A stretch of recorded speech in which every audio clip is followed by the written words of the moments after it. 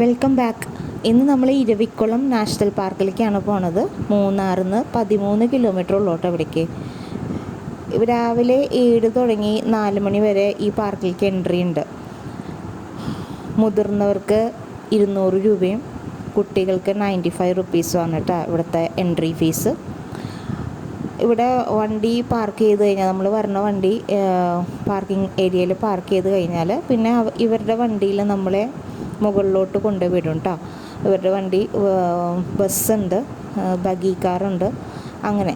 അപ്പോൾ നമ്മൾ അതനുസരിച്ച് ടിക്കറ്റ് എടുത്തു കഴിഞ്ഞാൽ അവർ മുകളിൽ കൊണ്ടുവിടും. അപ്പം ഞങ്ങളങ്ങനെ ബസ്സിൽ കയറി, ഇരവിക്കുളം നാഷണൽ പാർക്കിൻ്റെ ബസ്സിൽ കയറിയിട്ട് മുകളിലോട്ട് പോകുന്ന കാഴ്ചകളാണ് കേട്ടോ കാണുന്നത്. 2 സൈഡും നിറച്ചും തേയിലത്തോട്ടങ്ങളാണ്. തേയിലത്തോട്ടം മാത്രമല്ല കേട്ടോ, കുറച്ചങ്ങോട്ട് പോകുമ്പോൾ പാറ, മലകൾ, കാട് എല്ലാം ഉണ്ട്. മലയുടെ പൊക്കത്തുനിന്ന് വെള്ളം ഒലിക്കുന്നുണ്ട്. അപ്പോൾ അങ്ങനെ നല്ല മനോഹരമായ കാഴ്ചകളാണ് കേട്ടോ. പിന്നെ അവരൊരു പോയിന്റിൽ നമ്മൾ കൊണ്ടുവിടും.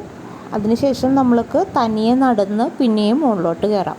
അപ്പോൾ അങ്ങനെ പോകുമ്പോഴാണ് നമ്മൾ ഈ വരയാടുകളെ കാണുന്നത്. അപ്പോൾ വരയാടുകളാണ് ഇവിടുത്തെ മെയിനായിട്ടുള്ള മൃഗങ്ങൾ കേട്ടോ. കൂടാതെ മറ്റു പല ജീവികളും ഇവിടെ കാണാമെന്ന് പറയുമെങ്കിലും, സിംഹം, വാലൻകുരങ്ങ്, അങ്ങനെയുള്ള കുറച്ചെല്ലാം ജീവികളുടെ പേരൊക്കെ പറയുന്നുണ്ടെങ്കിലും നമുക്കൊന്നും കാണാൻ സാധിച്ചില്ല. നമുക്ക് വരയാടുകളെയാണ് കേട്ടോ കാണാൻ സാധിച്ചത്. ഇങ്ങനെ കൂട്ടമായിട്ട് വന്നുകൊണ്ടിരിക്കുന്നുണ്ടായിരുന്നേ. പല സ്ഥലങ്ങളിലും വെച്ച് നമുക്ക് ഇതിനെ കാണാൻ പറ്റി.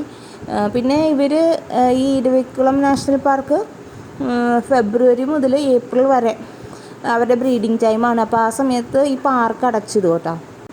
അപ്പോൾ നിങ്ങൾ പാർക്കിലേക്ക് വരാൻ ഉദ്ദേശിക്കുന്നുണ്ടെങ്കിൽ ഒന്ന് ഇവരെ വിളിച്ച് നോക്കി പാർക്ക് ഓപ്പൺ ആണോ എന്ന് അറിഞ്ഞിട്ട് പോരുന്നതായിരിക്കും നല്ലത്. ഈ ഫെബ്രുവരി മുതൽ ഏപ്രിൽ എന്ന് പറയുന്നത് ചില സമയങ്ങളിൽ അങ്ങോട്ടും ഇങ്ങോട്ടും മാറാം.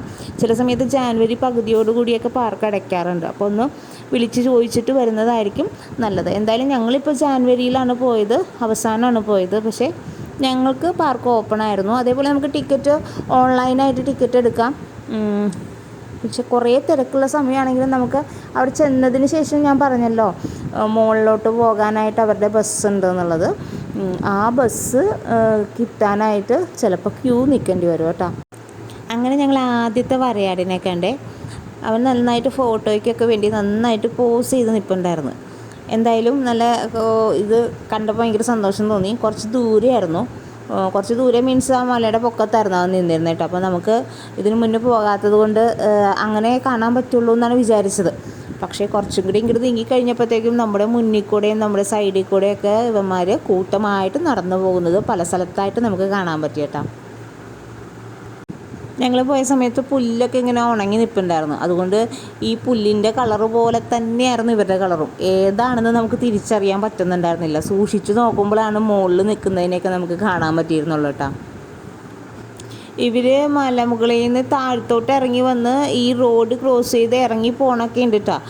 നമ്മൾ ഈ ആദ്യം കണ്ടത് മാത്രം ഇങ്ങനെ സ്റ്റില്ലായിട്ട് മുകളിൽ നിന്ന് ഫോട്ടോ സെക്ഷന് വേണ്ടി പോസ് ചെയ്തതുള്ളൂ. ബാക്കിയുള്ളവരൊക്കെ ഇങ്ങനെ താഴത്തോട്ട് ഇറങ്ങി വരണുണ്ടായിരുന്നേ. അതേപോലെ ഇവിടുത്തെ എടുത്ത് പറയേണ്ട വേറെ കാര്യം, വളരെ നല്ല ക്ലൈമറ്റാണ് കേട്ടോ. ക്ലൈമറ്റ് കോട ഉള്ള ഒരു നല്ലൊരു ക്ലൈമറ്റായിരുന്നു ഞങ്ങൾ പോയ സമയത്ത്. മിക്കവാറും എല്ലാ സമയവും അങ്ങനെയാണെന്നാണ് പറഞ്ഞു കേട്ടത്.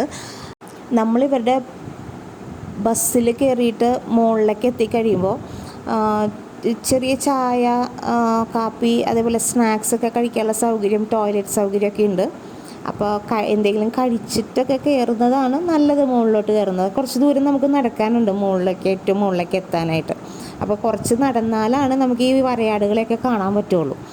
അപ്പോൾ ഭക്ഷണം എന്തെങ്കിലും കഴിച്ചിട്ട് കയറുന്നതാണ് നല്ലത്. അതിനുശേഷം ഈ ഇവിടുന്ന് മുകളിലോട്ട് കയറിയാൽ പിന്നെ നമ്മൾ നടന്ന് കയറുന്ന സമയത്ത് പിന്നെ ഒന്നുമില്ല, നമ്മുടെ കാടും മലയും കുന്നും ഒക്കെയാണ്. പക്ഷേ ഇവിടെ വെള്ളത്തിന് ഇങ്ങനൊരു അരുവി വരുന്നുണ്ട്. അതിലിങ്ങനെ പൈപ്പ് ഇട്ടിട്ട് നമുക്ക് വെള്ളം സ്ഥിരമായിട്ട് വന്നുകൊണ്ടിരിക്കുന്നുണ്ട്, മലയിലെ വെള്ളം കേട്ടോ. അങ്ങനെ ഒരു സൗകര്യം ഉണ്ടായിരുന്നു മുകളിലേക്ക് കയറിയതിന് ശേഷം. പിന്നെ ഞാനൊരു കാര്യം നോട്ട് ചെയ്തതേ, നമ്മൾ ആ സ്നാക്സ് കഴിച്ച സ്ഥലത്ത് ക്യാഷ് പേയ്മെൻ്റ് ഇല്ല.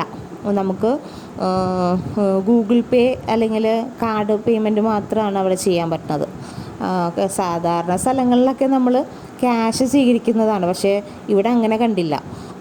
അതൊരു പ്രശ്നമുള്ളത് എല്ലാ ഫോണിനും ഇവിടെ റേഞ്ച് ഇല്ല എന്നുള്ളതാണ്. അപ്പോൾ അതൊരു ബുദ്ധിമുട്ടായിട്ട് തോന്നി കേട്ടോ.